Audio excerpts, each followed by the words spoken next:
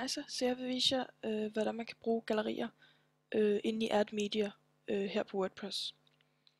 Og til det så går jeg ind på oprette nyt indlæg. Det kan også være en side, det er faktisk ligegyldigt, det fungerer på præcis samme måde i det her tilfælde.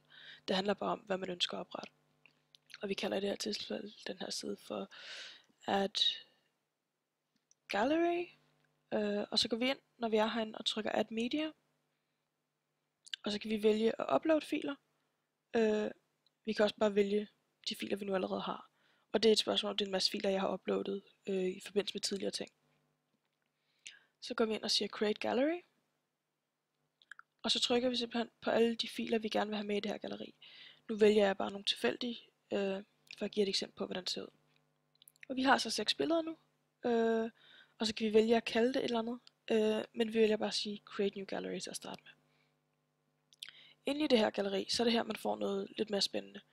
Der er nogle forskellige muligheder. For eksempel, hvis man har et slideshow, kan man vælge at sige Random Order. Det tæller også, hvis man ikke har et slideshow, det er simpelthen et spørgsmål om, hvordan billederne kommer til at vende, når man til sidst får lov til at se det. Altså, hvad for en rækkefølge det står i. Man kan også sige Reverse Order, så kommer de den anden vej, som det man kan se. Og så er der mulighed for, om det skal være synligt på selve ens blog, om det skal være en fil, eller om det ikke skal være nogen af delene. Jeg vil nok normalt foreslå, at man simpelthen bare siger attachment page, fordi så får man lov til at se det aktivt på bloggen.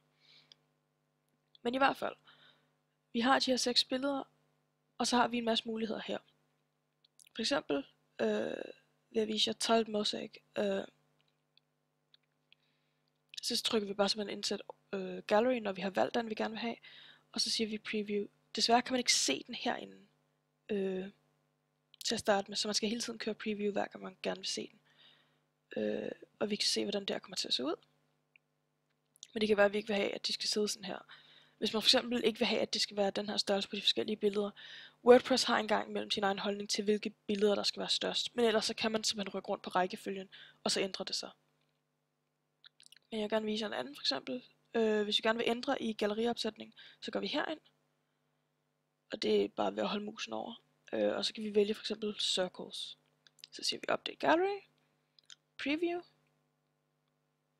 Så gør jeg bare tilbage den gamle fan, og så uploader den det nye. Og det er så for eksempel sådan her ud. Og på den måde så er der nogle forskellige muligheder, som man kan lege med. Og når man så har fundet den rigtige, så siger man publish. Og så er det det. Ja. Det håber jeg, I fik noget af. Super. Hej.